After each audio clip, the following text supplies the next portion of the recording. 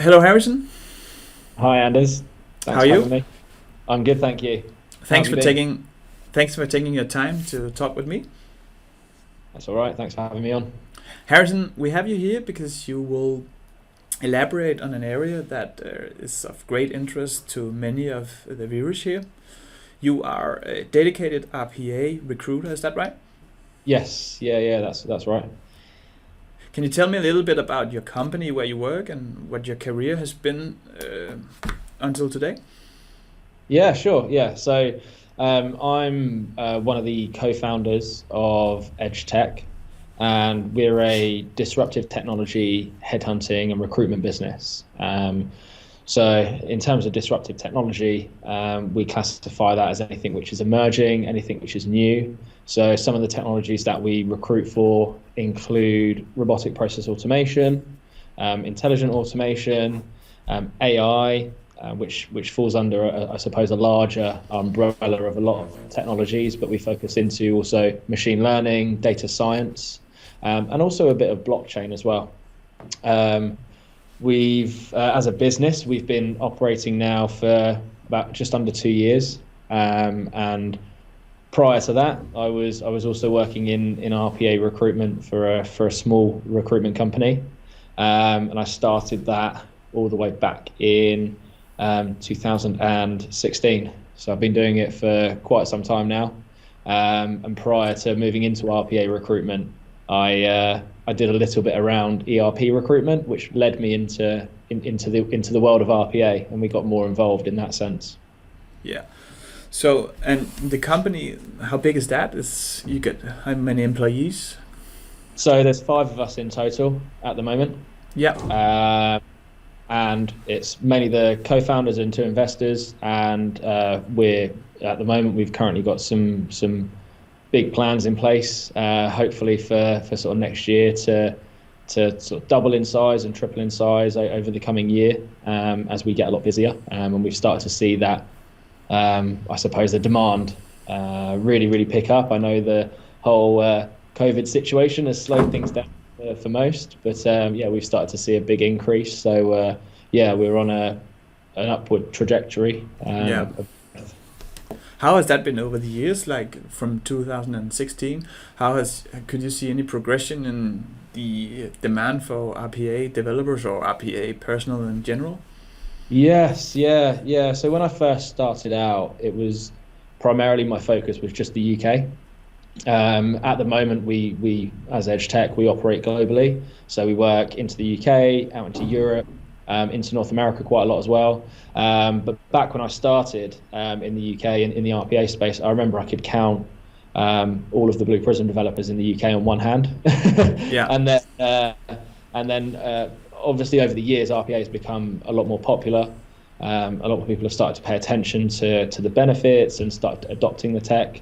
And as such, more and more people have gained skills in RPA and come to market, to the point now where I can't physically name everyone in the space who does RPA, but I've really seen it mature and really seen some great case studies of what RPA can do, and a lot of people getting involved in the space and really enjoying it themselves, and being very passionate about the technology. Is it still a niche where the demand is high and the supply is low, or has that evened out? I mean, if it's a gold mine, probably things will even out in over the years, or do you still think it's a profitable niche to go in? Yeah, I think it's still very niche at the moment. We hope that there's going to be a bit of leveling out at the moment, because there's a big war for talent and people in the space to help deliver these big programs of work. Um, as the technology becomes more popular, more and more people get involved in the space. But it seems that as the technology demand increases, there's still the people that have got the skills, they're not quite catching up. I think we will get to a point in a few years' time where the demand will still be there, but there'll be more and more people in the market which can sort of satisfy that demand.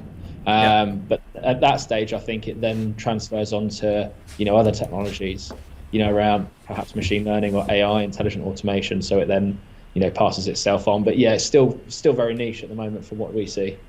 How much do you know, and how much do you know about RPA, machine learning, and all that? Is it important for you as a recruiter to know about these technologies? I know you probably know it in a broader sense, but do you actually do something yourself, or is it just in a broader sense?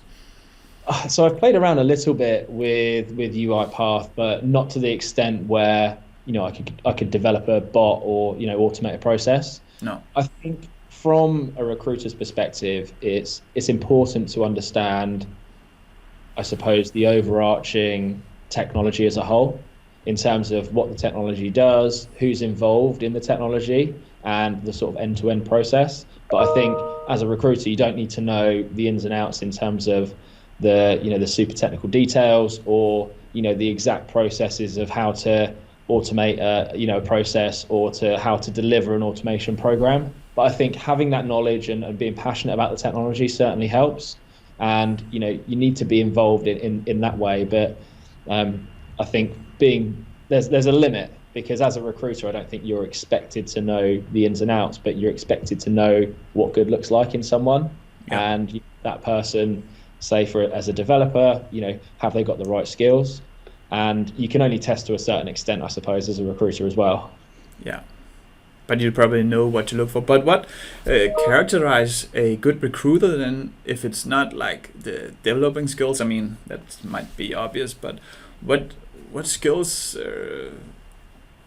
do a recruiter of recruiters look for, if you understand that question? Yeah. So in terms of a good recruiter, it's quite strange, because it's a very mixed bag in terms of a day-to-day role and a day-to-day job, because you've got elements of sales in there, you've got elements of account management, you've got elements of the technical knowledge and aspects of that technical understanding, and you also have, I suppose, a bit of project management in there as well, if you're working on multiple positions, working with multiple companies, trying to help with their hiring campaigns. So I think as a recruiter in a whole, I think one of the main things is about being a fast learner.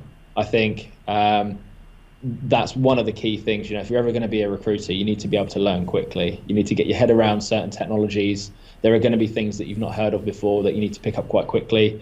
I think being a good relationship builder as well is one of the main things, because at the end of the day, you're dealing with people. Whether that's the client who's looking to hire people, or you're dealing with the candidate who's looking for a job. Sometimes there can be sensitive situations where people are made redundant, or things have happened and people are out of work, or clients really need to deliver on a project and they need your help. So I think fast learner and relationship builder, I think those are the two main things that I think make a good recruiter, outside of everything else. But obviously, I suppose being a fast learner can help with the technical knowledge, because you can pick that up quite quickly as well. So, yeah. Maybe there was just... is there really such a thing, a recruiter for recruiters? Yes, there is. Yeah. Okay. So it's they're in the industry. They're called rec to rec, so recruiter to recruiter. And it's quite interesting when you think about they're recruiting recruiters for recruiters. Yeah. So they are out there, and they do exist. So it's a very niche job, but they are needed, especially when it comes to experienced recruiters. If you're looking for an experienced recruiter to join your team, you need to know the people. So I guess your job is probably, you earn more the more right employee you will place in jobs around. Is that right? Yeah, that's right. And how many people do you place a year? Is that like 5, or is it 20, or is it 100, or where are we at the scale approximately? It ranges a lot. So I think for I would say an average permanent recruiter in sort of the RPA space, you could be looking at 3 to 4 a month, permanent sort of placements. That's I would say just a gauge as to what you could be aiming for, but it can be anything from 10 all the way down to just sort of 1. But also, if you're doing recruitment on the contract basis, and there's an organization that needs a team of contractors, BAs, developers, perhaps project managers as well, and maybe like an architect, that there straight away can basically be 5 or 6 positions. And if you can deliver that within a week and get the interviews covered off and get the people in, then you could be looking at a lot more on a monthly basis. But it really depends at what sort of level you're dealing at. Traditionally, at the more senior level, if you're dealing at more of an executive search or a headhunt, the senior positions take a lot longer because the skills are harder to find. It takes a bit more time to understand what that individual is doing and map out the market and find those individuals. And also the interview process is a lot longer sometimes for senior people. It can be 2 to 3 months. And if you've done that and you land a big deal, it might only be one deal a month. But they could be relatively large deal sizes. So it's very similar to sales. You can do the slightly smaller sales, or you could do have sometimes bigger sales as well. But it does vary. But I would say for a permanent recruiter, I would say probably 4 a month is a rough gauge. So is that more or less? Is that more or less than you'd expect? I would expect like 10 or something if I had to pick a guess. But what do I know? So, and can you tell me a bit about, maybe just to clarify, if we have a timeline saying that you find a client or you find an employee, or actually at first there's a company contacting you saying, "Hey Harrison, we need a good RPA dev," and then you say, "Well, fine, I can find one. I know one actually." Then you find a client, you do an initial interview with him, and then you probably say, "Well, this guy is right. I put the company and him together." Are you done here, or can you tell me where you are? Yeah. So the process is a lot longer than that. I think a lot of people do think that at that point, once you've introduced them, then it's kind of you're done. A lot of the stuff we do with a lot of our clients is also around making sure that they retain a lot of their staff as well. So it's not just at the point of introduction that we say, okay, then you two have spoken, and then it's us, we can move on. We're there throughout the whole process. So right from the start, like you say with the client, they say, can you find us, say for instance, an RPA developer? We'll say, yeah. We'll reach out to our network and we'll do the search on our side. We'll provide a short list of people. Then we'll work through them through the interview stage. So we'll be dealing with the client and figuring out what the interview process looks like. We'll get feedback from them. We'd provide feedback to the candidates. And we'd work them through the next stages of the process, trying to give them advice if there's any sort of negative comments or concerns on their interview, trying to help them improve for next time and for the next interview if they're successful, all the way through to offer. So a lot of the time the client will tell us what they want to offer the candidate, and we'll be almost a middleman in the sense where we'll speak to the candidate and say, this is what they intend to offer you. Is this okay? If there's any discrepancies, we'll be able to sort of manage that relationship. A lot of the time, if the client and the candidate are dealing directly, sometimes the candidate might not want to ask for a little bit more money, or they feel that it's not at the right level. And sometimes the client doesn't want to kind of go back and forth either. So we kind of maintain that relationship. And then all the way through from that, once they've accepted the offer, we work with the candidate all the way through their sort of notice period, right the way through to onboarding. And then even once they've started, we maintain that relationship. So I still speak to people that I placed, 2 or 3 years ago. I still drop them messages and check in and see how it's going and all that sort of stuff. So with us, it's not just the immediate, here's the candidate. It's all about let's, maintain these relationships. So yeah. And you probably touched that as when you talk about the main qualifications of a recruiter in the RPA industry. But what do you think? There's a lot of good recruiters out there. What do you think the standard is? If you have to give your impression, now you're laughing. Yeah. It's a tricky question because with recruitment, to a certain extent, there's no qualification that you can go out, at university and say, I'm going to do a degree in recruitment. So what we see a lot of the time, some recruitment businesses get young people in to start recruitment quite early. So a lot of the time there's quite a lot of young people, a lot of inexperienced people in the recruitment process. And a lot of the time they don't actually realize the importance of relationships. They don't realize the importance of, someone's actually looking for a job. They could be out of work and this could mean a lot to them. And also at the same time with clients, they're dealing with some serious projects, and you need to find them the right people.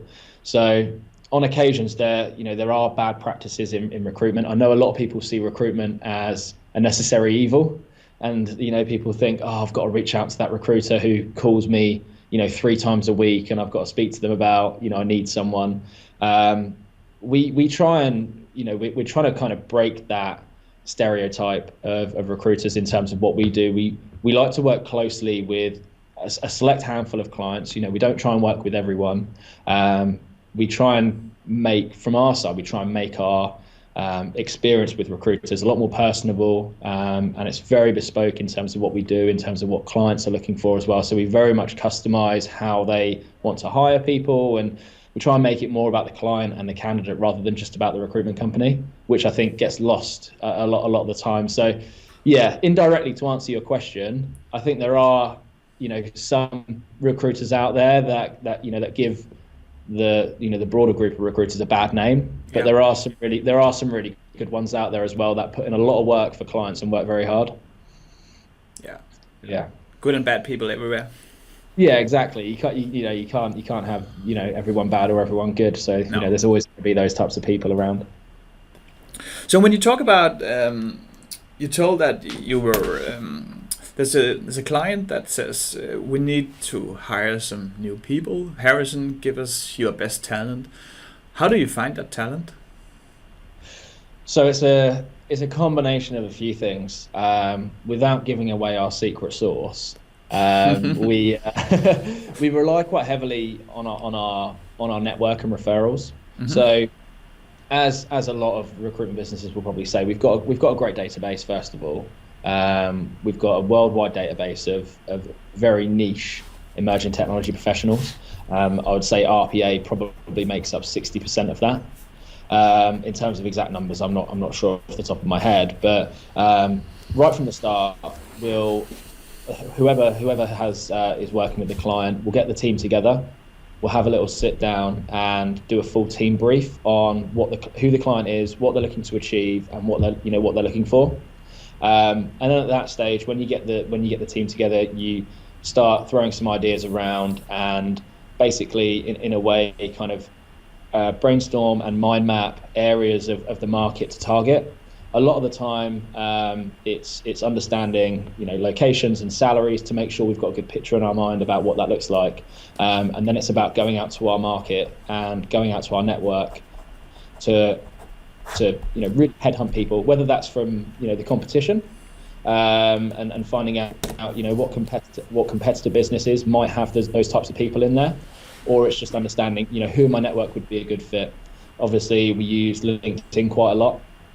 Which is a very popular tool. A lot of people are on LinkedIn, but like I said, we also use our database as well, which has a lot of people on there, and a lot of the time it's not even the first person we speak to. It's not about getting to the first person first, it's about getting to the best person first, and a lot of the time it's speaking to people in our network and saying, we've got this interesting project with X customer, and a client that we're working with. Do you know anyone who could be of interest? Do you know anyone who's looking right now? Do you know who we could reach out to?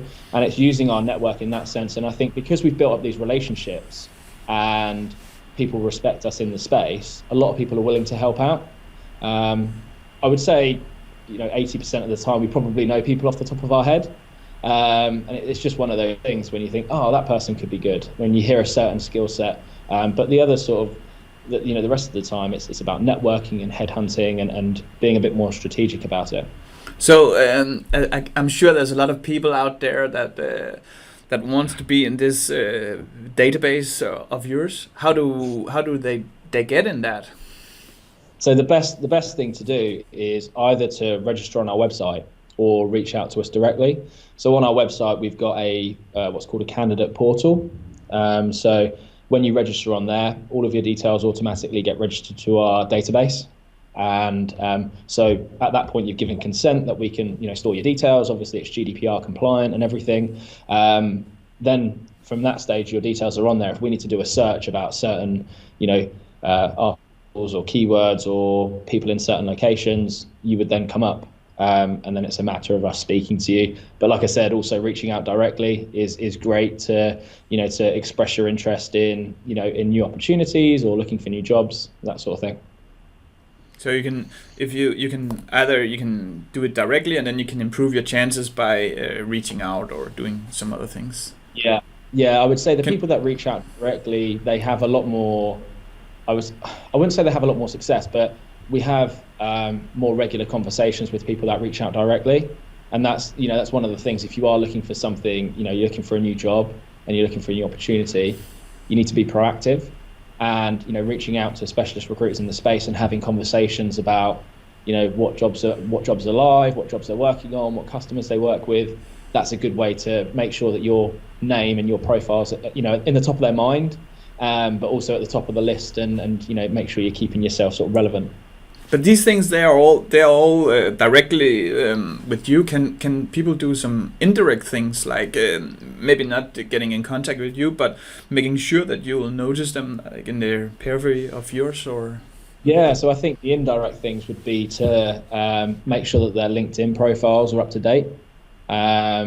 Basically that they're in line with your CV. Sorry, is that going on to another question? No, that's fine. And when you say that they are in line, is that that they are updated, or should they do something like should they write certain phrases or do some things, or is it, what would you recommend here? Yeah, I think so. In today's world, I think CVs and your LinkedIn profile is basically one and the same thing now. Some of the time we don't even have a CV for someone, and we just use their LinkedIn profile, and we'll send it to a client and we'll say, look, this is their experience, because everything's on your LinkedIn. In terms of searching on LinkedIn, obviously when you search for someone who's got skills in, say, Blue Prism, and they're an RPA developer, you're going to type those keywords into the search bar, and like any search algorithm, whether that's LinkedIn or Google or Facebook, the person with the most keywords and the person that mentions those keywords the most is usually going to come up to the top. So my advice would be is to make sure that you've got all the relevant keywords in your profile that you want to rank for, like that could be Blue Prism, UiPath, and then maybe some other skills. Definitely robotic process automation and like RPA as well, or intelligent automation. Just having those in there. I see a lot of people in the RPA space who have just got their job title on LinkedIn, and then that's it, and the company they work for, but they don't have any information about what they've done, if they're a developer or if they're a BA. And if you're wanting to get noticed, you need to make sure that all of that information is up to date, because LinkedIn is probably the most used tool by any recruiter at the moment, but also whichever country you're based in, I would say, if you're looking, have your CV uploaded to the job boards as well. And I know there are different job boards in different countries, but having your CV on there, I don't think in most countries it doesn't cost you anything to upload your CV, and it just increases your exposure as well, because we use job boards as much as we do LinkedIn. So I would say doing that as well just increases your chances. Yeah, and actually this is a question from a viewer, and is the number of connections of anything you will look at, like if a candidate has 10 connections versus a candidate having 2,000 connections, is that something you will weigh in, or is it? No, not really. Well, I would say it depends on the position. I think if there's a salesperson on LinkedIn and they've got, say, 50 connections, that would be a bit of a red flag to me, because if in today's day and age, LinkedIn is such a big tool from a sales and marketing perspective. If that salesperson isn't utilizing LinkedIn and hasn't got a big network, it's just a bit of a red flag. It's not to say that I would discount that person and not connect with them and not speak to them, but it's just something to think of. But I would say for technical people on LinkedIn, BAs and project managers and developers, I wouldn't say that's a big deal. I wouldn't worry too much about your connections. I personally am a big advocate of LinkedIn and connecting with people and networking, and I think that would help a lot. Certainly from if you're looking for a job, interacting with posts in the space, connecting with people, commenting on articles and blogs, that just all kind of just increases your own exposure and your own sort of profile. Is that when you say interacting with post or commenting and all that? Is that something you look for to check if the candidate is doing that, and then, or is it just to get noticed? Like if he writes a lot, then you might think, oh, I saw that guy before, or what? Yeah, it's not something we look for, but if someone's commenting regularly and they're always on your news feed, I think that person's at the forefront of your mind, because they're always doing something in the space, and we speak about it in the office. We always see people posting different things, and it's always the same sort of people, which is great to see, but they're always constantly noticed, which is good. But yeah, we don't necessarily look for people commenting on things or anything like that, but it is a good way to increase your own exposure and just get yourself out there, just being a bit more active. Is there anything else? I mean, now we're talking a lot about LinkedIn, but could we do something more? Could the candidates do something more, or is it only LinkedIn you look at? No, I think, I mean, even in Germany, you've got Zing as well. So, you can't discount that as well. But on top of, uploading your CV online, I think just being proactive and active in general. So I think, outside of LinkedIn, but just contacting recruiters. I think if you're looking for a new role, then definitely reach out to as many recruiters in the space as you can. I would say that because the technology is quite niche, we are starting to see a few more recruiters enter into the space. So I think you have to be quite wary that they might not be working in the space just yet, and they might not have the knowledge, and you just have to be kind of careful with the information that you share, because a lot of recruiters, sometimes they just try and get some information from you, and they don't necessarily want to help you or anything like that. So what is it? Can you elaborate on that? What's that? Is that information for what? So a lot of the time, some recruiters, if they haven't got any clients and they're not really working in the space that much, what they'll try and do is potentially speak to candidates and have conversations to try and figure out who they're working for, or maybe who their managers are, to try and speak to them, to try and hire for them, or try and work with them potentially. So they'll really only be doing it for their own gain rather than the gain of the candidate, which is really the wrong way round. But obviously this is hard to decipher when you're speaking to them, because you don't really know. No. And that's just another example of bad practices from recruiters in the space doing things like that. But you can't stop it, and there's not. No. Yeah, it happen. It does happen. Yeah. I speak to people all the time that it's happened to. So it's just trying to educate everyone to just be aware. Is there anything I can do as a candidate to spot a good recruiter? What should people look for? What should we look for if we want to spot a good recruiter? Is it also blurry, so no one really knows? I think for a good recruiter, certainly in the RPA space, it's when you speak to them, they actually understand what you're talking about. Whether or not it's a really technical detail, but they actually understand about the things that you're talking about. They have it's very much a two-way conversation. I think if you find yourself talking more than the recruiter, then I think it will be a bit of an indication that they, aren't really knowledgeable on the space. I should, for example, ask you what is OCR, for example, and then I could test you, and then you can see recognition. Yeah. Okay, just proceed. Sorry. No, that's fine. But yeah, things like that. I think if as long as you're asking questions as well, and I think that's some of the things that you can do, as a candidate. Aside from uploading your CV and being active on LinkedIn, but when you're speaking to the recruiters, ask a lot of questions. Ask about, what companies do they work with? What type of people do they place? Where are the best projects in the RPA space currently? Who's doing some really exciting things with the technology?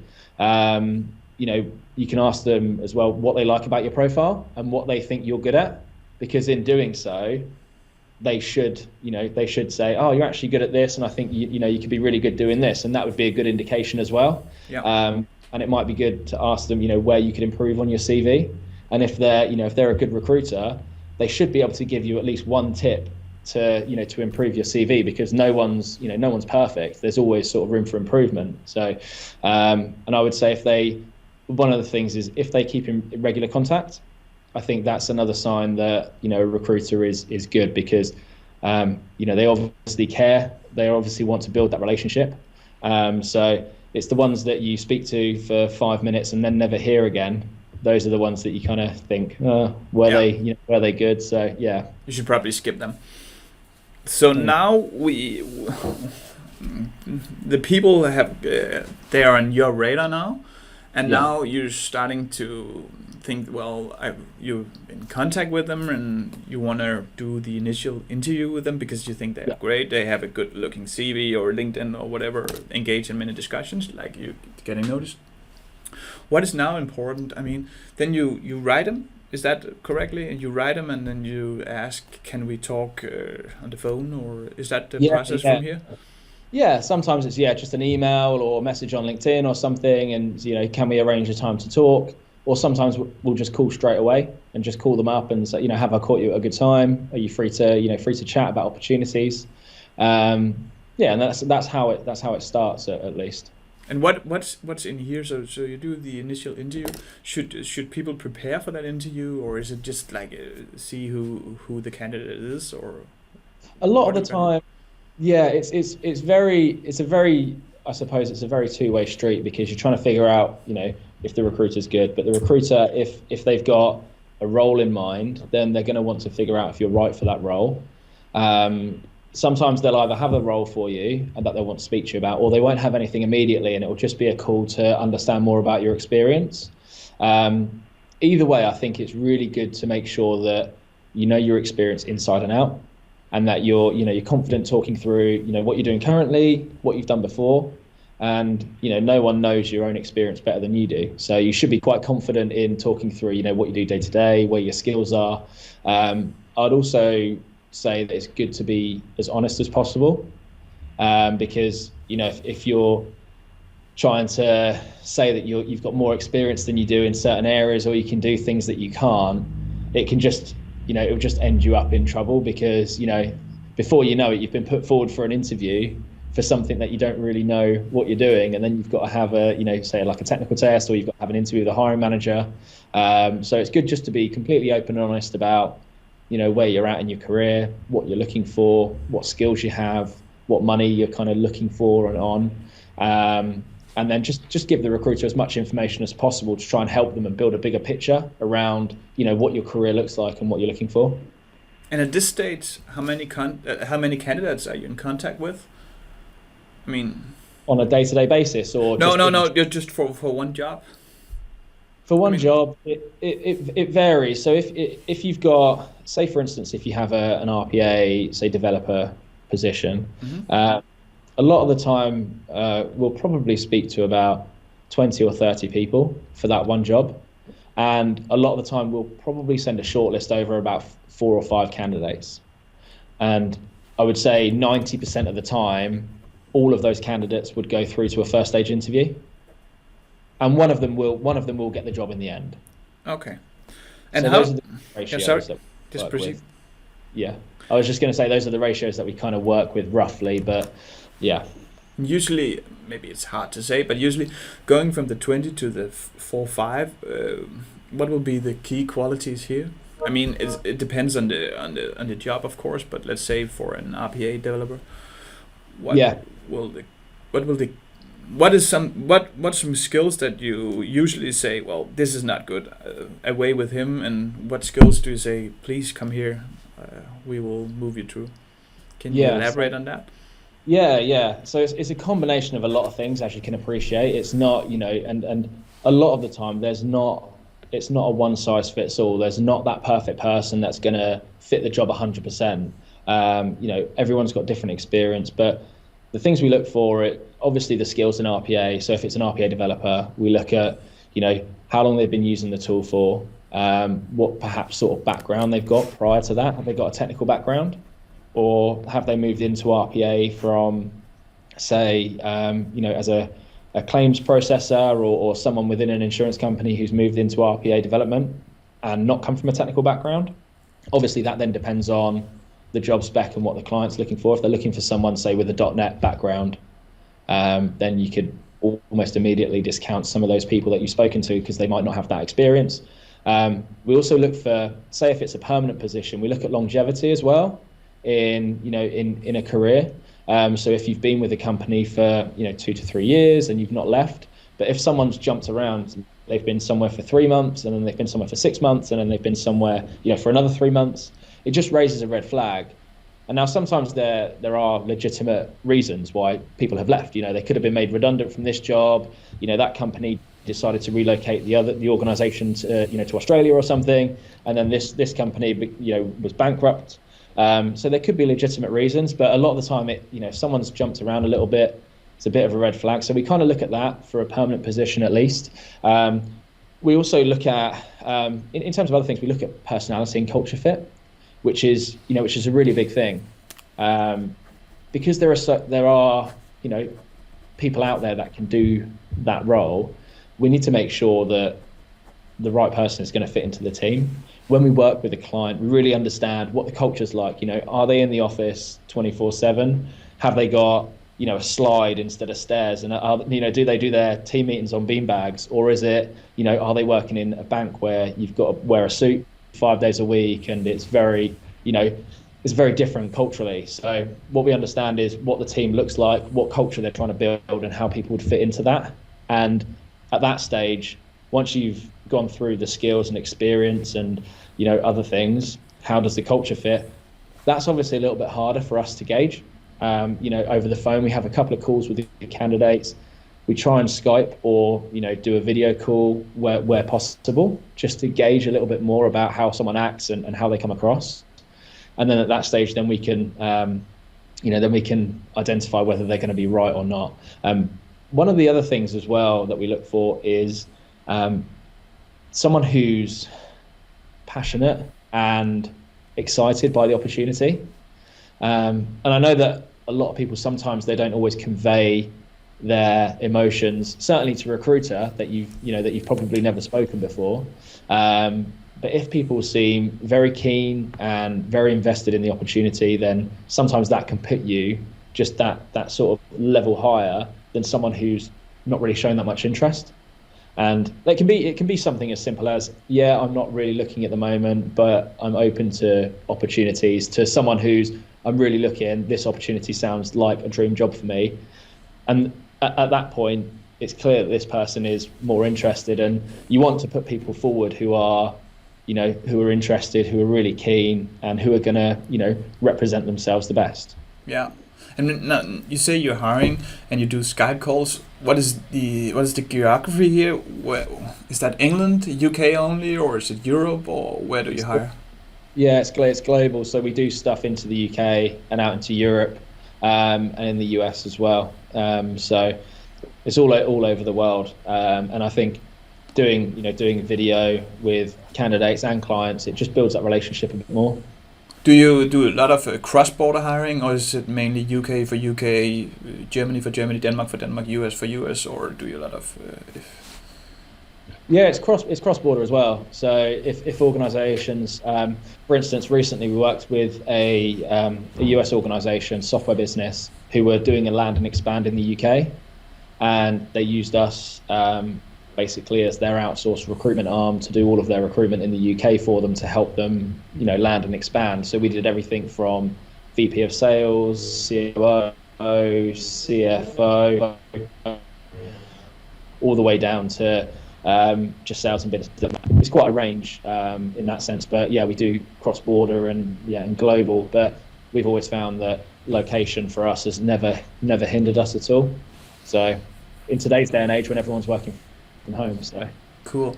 I got a lot of Indian friends working in the RPA area, and a lot of them, they can see great opportunities in Europe because they are clearly highly skilled people, these guys, but they all say that it's a bit hard to get into EU and to get a job here. Is that something you do, taking people from, for example, in this case India, taking some highly skilled people from there and getting them into jobs in Europe?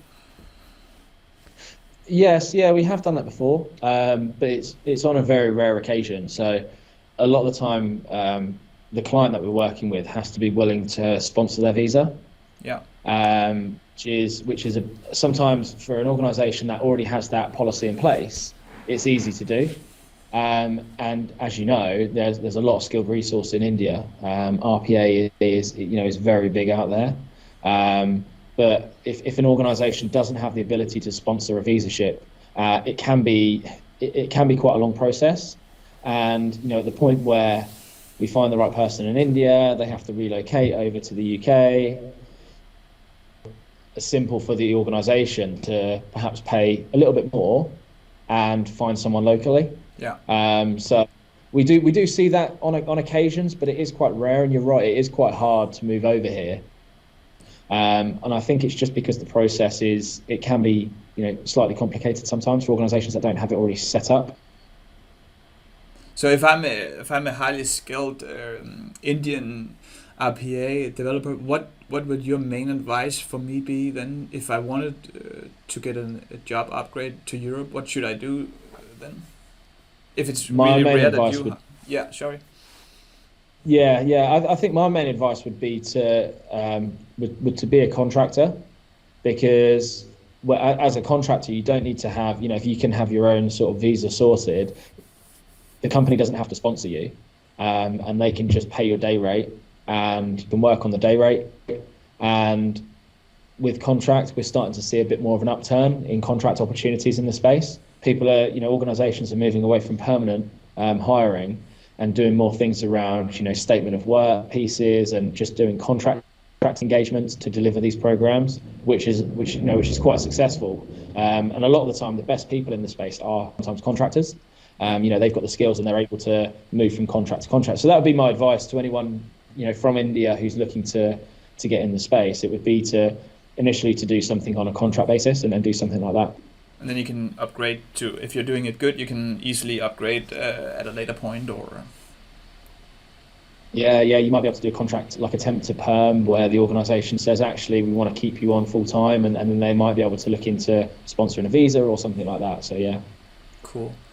And so now, Harrison, you found the candidate, you made a brief talk with him. What's happening now?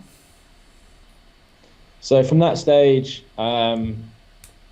if we're talking about a specific opportunity that we're working on, what we'll do is we'll send over the information for them to look at.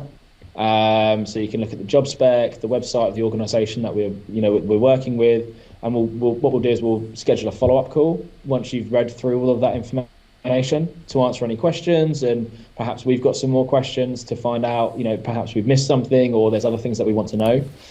So then we have a follow-up call at that stage. And then at that point, once we've had that follow-up call, what we'll do is we'll have a conversation about, sharing the details with the client or the customer, and saying, can you drop us an email and say that you give us consent to share your details with them?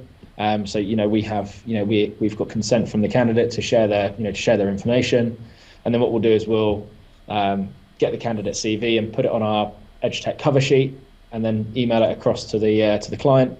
If the client's on our client portal, we'll just send it through our portal to them, and it'll all be in one place, which is a lot easier, because then you've got all your CVs in one area. You just log in and see all your CVs that you've been sent, rather than being sent over in your inbox in different emails. It's a lot more straightforward that way. But yeah, we'll send it across, and then we wait for the client to come back with feedback at that stage, saying yes or no. At any point, can the candidate ask about the salary? Is that revealed, or is it a secret at this stage still? No, I would say if I'm talking to a candidate about an opportunity, we're usually very open about the salary expectations of the client. What we usually do on the first call anyway is to try and find out what salary the candidate's on. What are you on currently? What are you looking for in your next move? And then that gives us an indication whether the opportunity that we've got is right or not. Yeah. Of what importance is the candidate's current salary? I mean, isn't it the qualifications that will decide the salary, or do you actually, if the candidate says quite low salary, then you'll give him a lower salary, or how do you figure that out? No, it's just for us to know. It's just for our knowledge, just to know where they're at the moment. Yeah. A lot of the time, candidates will be on around the right market rate. And we'll be quite open and honest with what the client's offering. Usually a lot of our clients will offer a range they'll give us, say between 40K and 50K on the base, and they'll say we can pay anything between this. This is the band that we've got, and we'll, speak to the candidate and say this is what we've got. With your experience and your skills, we think you probably sit at this level with what they're expecting, because I think, a lot of candidates, if they put themselves in a higher banding, then they automatically put themselves amongst people who might be a bit more experienced. And then if you do that at that stage, you might not get considered, at a really, really high salary. So you want to make sure that you're, within the market rate, but also, you want to have that uplift, which is fair. In that move, a lot of people do get an uplift. So, yeah. And in terms of picking the right tools, is there anything you can see like Blue Prism, Automation Anywhere, or UiPath, maybe the new Microsoft? What should an RPA developer get good at, or is it just of no importance because the market will even it out anyway? So, well, I think at the moment it's quite a tricky question, because there's no right or wrong tool to be using or to have experience in. From what we see, if you would have asked me 4 years ago in the UK, I would have said Blue Prism. But now, the way the market's turned a little bit, I would say UiPath is probably the more popular tool. It's certainly the tool that's used by more organisations, certainly across the UK and Europe at the moment, with Blue Prism being a close second. Out in the US, Automation Anywhere is quite popular. But I think any tool between Automation Anywhere, Blue Prism, and UiPath, you have one of those and you're doing something with them, I think that's a good starting point. Should you learn? But what I would just continue. Yeah, sorry. I think I was going to follow on with what you said. I think you should probably learn another tool as well. If you're using one of the others, UiPath is extremely easy to do some free training on and to get some knowledge on. There's so many resources out there, but I would say definitely look at another tool, add another string to your bow, just so you get a broader picture of RPA. But also from a jobs perspective, having that additional experience just makes you more appealing to employers. What about the new Microsoft tool? Do you know? Are there any of your candidates hiring in that Power Automate with WinAutomation, or is that a complete no-go if a candidate wants a job because there's no jobs for that? Or what's your impression here? Yeah, we haven't heard of many projects at the moment. There aren't any clients that are hiring for those skills at the moment. I think obviously a lot of historic Microsoft customers are going to be using the Power Automate and WinAutomation. So they're going to be using it eventually. It's a matter of time before all the Microsoft customers are slowly converted. But we haven't really seen many projects on it just yet. But there's still time. It's very early, so it'll be interesting to see how Microsoft play this and what percentage of the market they intend to go after, or what they take. Do you think there's a reason for being a first mover here as a developer, like learning that specific tool to get some of the first jobs? Because if they go hard at it, there might not be any market for the employees here. So will that be a reason to learn that? Yeah, I think WinAutomation and the Power Automate is something to look at. And if you can, I think definitely upskill and gain some experience with it. It's going to be interesting. I don't know if they're going to completely take over compared to some of the other RPA tools. UiPath and Blue Prism, even Automation Anywhere, they've got extremely strong offerings. So it'll be interesting to see where they go. But I think you're right. Because Microsoft's such a big business, I think having some knowledge and some basic understanding of it would be a good starting point at least. And now we're talking about we got these 4 with Microsoft tools. Are there any other tools you're looking at that you're hiring at, or is it mainly these tools? It's mainly those tools. We're starting to see a lot more activity around intelligent automation, so things around NLP, conversational AI, chatbots. The things that the optical character recognition, the unstructured data piece as well. So I think anything around those sorts of technologies, machine learning as well, I think what people consider as the next step for RPA. It's when organizations have done RPA successfully, they're looking at, what's next. And it's more around, the unstructured data piece, and voice and chat. So I think if people are looking into anything else, those are probably the things that they should look into, because that is going to be the next wave. And we're starting to see a lot of organizations already start to adopt these technologies. So I think to get ahead of the curve, I think those types of technologies, that intelligent automation piece, is going to be just as popular as RPA is today. So that will be something to look at. What about the technical skills? Should candidates have programming experience, and to what degree do you think? I think program experience does help. Having those experience in, like C# and .NET, I think it gives you a good basic understanding to coding. I don't think you need, to have a background as a software engineer before going into RPA. I don't think you need that, because a lot of the stuff, some of the stuff is kind of low code, no code. It's fairly easy to do and fairly easy to learn. But I think if you have that experience, and if you're involved in RPA at the moment and you don't have that, development and software engineering experience, I would say it's probably advisable to do a course and to learn on it, because it just gives you a broader understanding of how, technology fits together and how it works, and a bit more in depth around, software and computer systems and engineering and how it all works. So I think it definitely helps, but I don't think you need to have that experience. And now, so when all these things are cleared, now you are passing the candidate to the client. We're here now, and then the candidate is on his or her own with the client now. Or are you still a part of the thing? Yeah, so we're still part of it. So once we've passed the profile on, the client will come back to us and say, we want to interview them. And we'll try and get some initial feedback. So we'll say, what do you like about their profile? Do you have any concerns? And they'll give us some positives and negatives. And then what we'll do is we'll go back to the candidate and say, great, they want to interview you. These are the things that they really like about your profile. These are the things that they're not so sure about. So then we have a conversation about, what can be done to address these points in the interview, because I'm sure that they'll be, spoken about. If the client comes back and says, actually, no, they're not quite right, we don't want to interview them, we get full feedback and find out why they weren't right, not only for the candidate, so they understand, why they haven't made it, but also for us as well. So if we're trying to find other people, maybe we haven't quite hit the mark. It's very rare that happens, but sometimes the client will come back and have something different in their mind than what we were thinking. And we'll have to go back to the drawing board and find the right person. But a lot of the time that doesn't really happen. And then, once we've got the feedback, we then go on to, arranging the interview and getting something set up.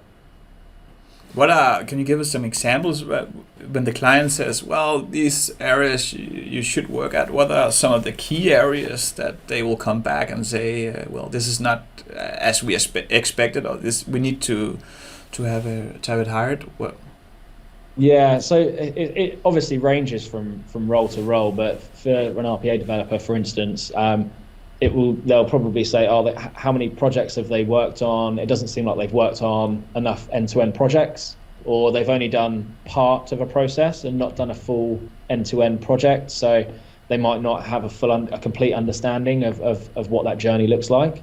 So that's one of perhaps the common things. Sometimes it's their experience with the technology. Sometimes the candidate might not have gone into detail on their CV about their complete knowledge, and they might come back and say, actually, I don't think they've got enough experience with this. And sometimes it's just the case of going back to the candidate and getting some more information and saying, actually, here's the information that that they felt was missing or that you were looking for.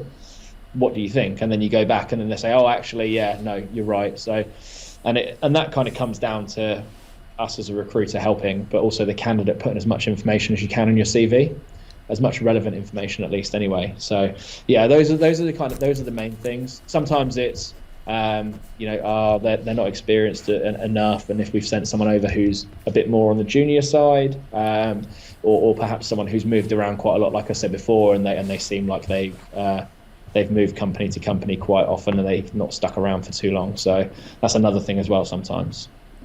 Cool. And when we're here, so now we're sending the candidate to an interview with the company, and that will probably be as the same thing that people know when they're going to a job interview. They will talk to you 1, 2, 3 times, maybe some tests, and then it will be finalized here. Yeah, yeah. And maybe for the stupid, is the cut to you, is that taking from the wage, or is it taking directly from the client? No, it's not. Yeah, it's not from the wage. No, so it's from the client, and our engagements vary quite a lot. So that they're very, very different. If a client's looking for multiple hires, sometimes they'll just pay us if they've got us on retainer, they'll just pay us a fixed monthly fee to do their recruitment. For some other ones, it will just be a percentage of the salary, but charged on top. So X amount, and it varies from industry to client. So yeah, it's very different. And then the contract stuff is very different as well. So it's not taken off the day rate or anything like that. It's just a small, percentage on top of the day rate. And it's for the client, it's very transparent all the way through the process. Before we even engage on helping them with an opportunity, we agree the commercial aspect side of things, so they know what they're going to have to pay us if we find someone. And a lot of the time, there's only a small payment up front, and then the remainder is paid once we found someone. So the first payment is basically, an engagement fee or a partnership payment, as we call it, to secure us to work on that role for them and to pay for our time initially. And then the remainder is paid on success once we've placed that person and we found them. What is the average salary for the people that you place? Let's just say for the RPA developers, because that's the main target for this channel. Yes, yeah, sure. So in the UK, it's around £55,000 average salary for an RPA developer. Obviously, that ranges, and it's very similar out in Europe as well. So very sort of similar salary, 50 to kind of 60,000 euros roughly. And in the US, if you've got any US listeners, it's usually around that $100,000 mark. Yeah, roughly. And can that be negotiated, or is it just like anywhere else? It's quite standard to the market, so it will not fluctuate that much. Yeah, it's very standard a lot of the time. We produce an RPA market report every year, which basically gives insights into average salaries, what people get paid, developers, BAs, project managers, that sort of thing. So we use that and we share that with our clients. It's a bit of a benchmarking tool, so they have an idea about what they should pay. And we're always quite honest with our clients to say, actually, you're paying a little bit less than what you're expecting to get. We can obviously work within the parameters that you've given us, but there's no guarantee that we'll find someone who quite hits the mark. And we'll be quite honest about the salaries and what people are being paid, but it's always negotiable. Obviously, organizations have, they have salary bandings and there's only certain limits, but there's always some room for negotiation, which a lot of the time we, at the start of the conversation, will understand, what salary the candidate is looking for, and we'll try and work to that mark. And as a rule of thumb, if a company that they tell a client that they want to pay him $100,000 a year, how low is that, or how high can that be, you think? If people want to negotiate, is that a rule of thumb that they always go 10% lower, 20% lower, or is there anything we can say about that? Well, to be honest, a lot of the time with the clients that we work with, we basically say that when we initially send over a candidate, because what we'll do is when we send them the CV, it will have their desired salary on there, the minimum, the sort of minimum figure that they would accept. And we always say to our clients, this is, when we send a candidate over, this is the minimum salary that you can offer them. If you want to offer them more, then you can, but this is the minimum that person will accept.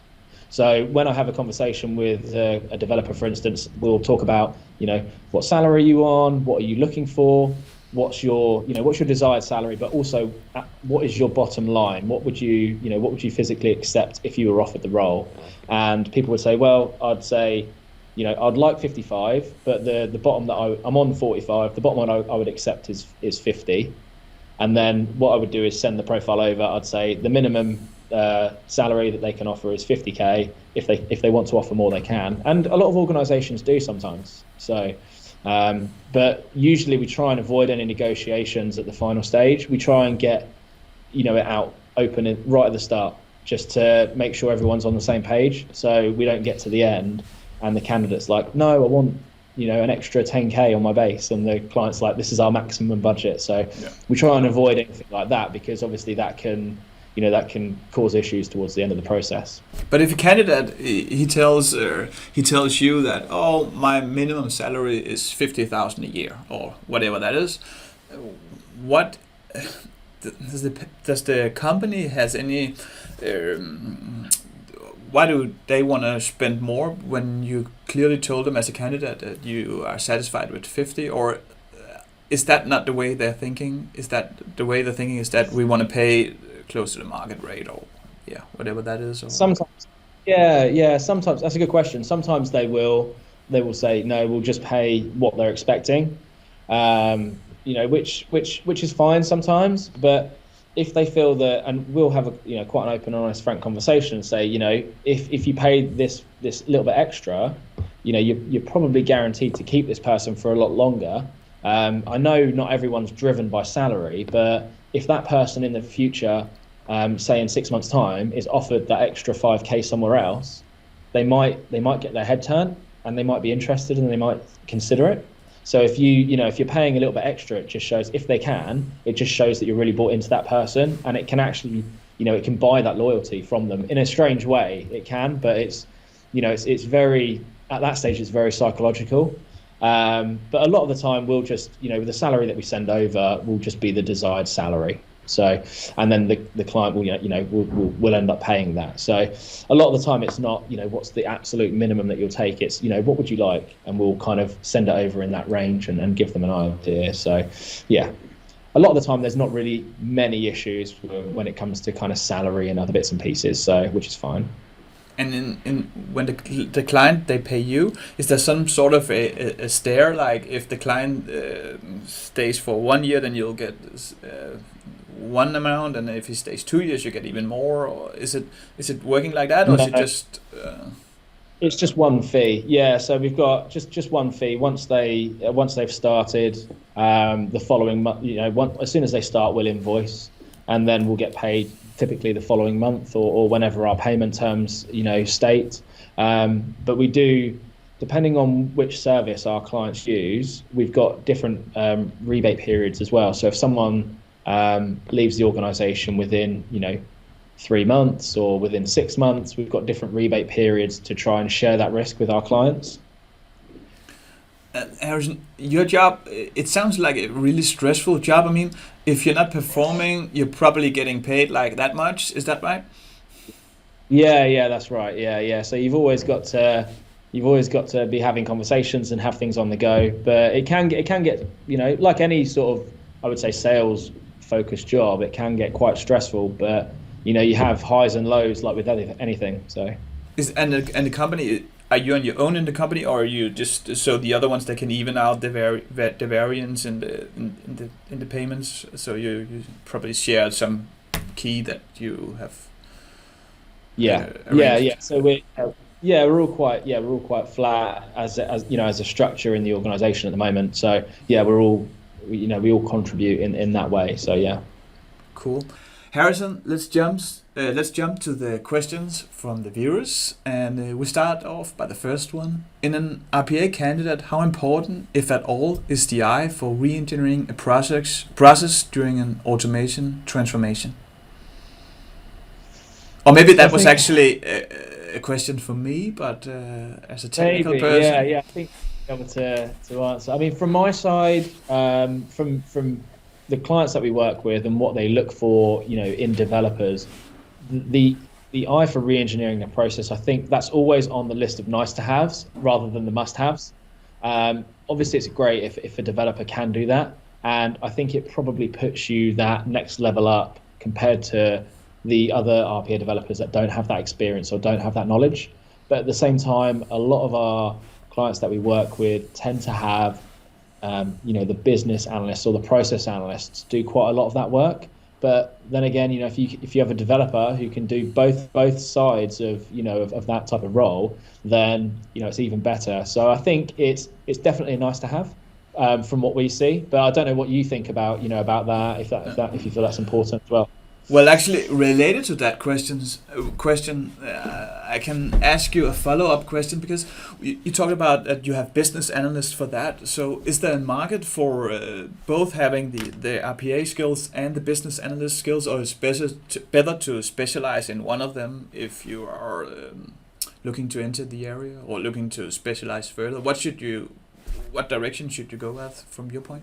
I think it's better to specialize. I think a lot of organizations tend to use their own, when they're embarking on an RPA journey, they tend to use their own internal business analysts because a lot of those guys and girls already know the processes, they already know the organization, so they've got a really good idea about how that business works.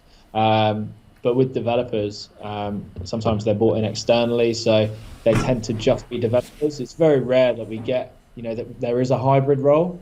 They are, usually looked at as different positions, and they are, to be fair, they are quite different. So I think, specialising in one or the other is probably the best way to go, rather than trying to, generalise as both.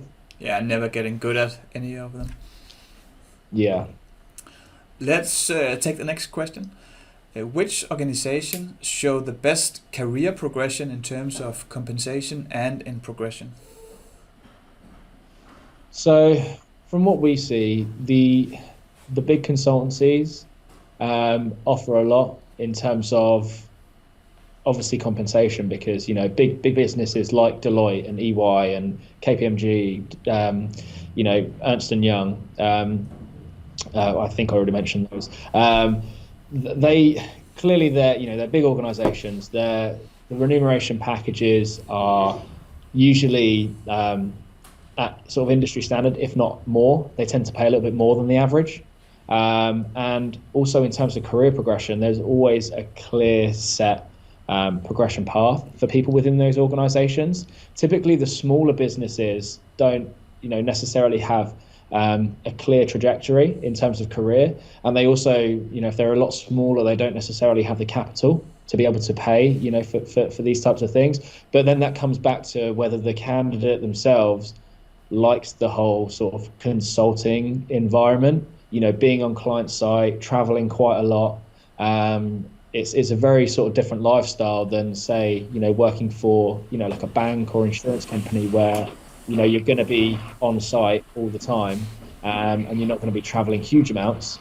But then again, some of the banks and insurance companies and the, industries in financial services, they do still pay quite well. But a lot of the time, sometimes the career progression isn't always there. So yeah, I would say that the consulting firms, the bigger ones, they're probably the best ones in terms of salary and progression. Cool. We touched that, but what skills are most organizations seeking for? So a lot of the time it is the technical skills around RPA. Yeah. In terms of specific tools, it does vary. So, organizations are, I would say the three most popular ones, UiPath, Blue Prism, Automation Anywhere, those are the ones that are in quite high demand at the moment, across the UK and Europe, and even in the US as well. And it's people who have, whether it be the technical sort of development side of things or the technical architecture or the delivery side of things as well, perhaps the program and project managers, but very much the sort of the technical based skills, I think, are the ones that are in, the highest demand from what we see. Yeah. Do you see any gaps in the market? The gaps, yeah, I would say that there's two that we see. So first of all, it's the delivery, and the I would say the sort of project program management. There are a lot of people out there that can do that with, digital transformation programs, but for people that specify and focus just into RPA and intelligent automation, there's a bit of a gap there for those types of people. There are people out there, but they're sort of few and far between who have got really, really good experience at delivering these programs. And then also the technical skills again. It's the sort of the development and the architecture skills around these tools. Cool. Harrison? Where can we find you if we want to get in contact with you? Because you said that one of the key things was we need to get noticed. And apart from maybe placing questions below to you, you will answer them afterwards. But Yeah. where can we find you? So you can find me on LinkedIn. So just search Harrison Goode, and you should be able to find me on there. Obviously, I'll be tagged in videos, so you can find me on there. I can put my contact details below, but my email is harrison.goode@edgetechheadhunters.io, and my phone number is +44 7505 141 065. So feel free to drop me an email or give me a call, or drop me a message on LinkedIn and connect with me. And yeah, we can have a conversation and have a chat. Careful, Harrison. You're a handsome guy now. You gave away your phone number and your address as well. No, that's fine. Thank you for taking your time, Harrison. That's all right. Thank you for having me on. It's been really good. Thank you. See you. Bye-bye. Bye-bye.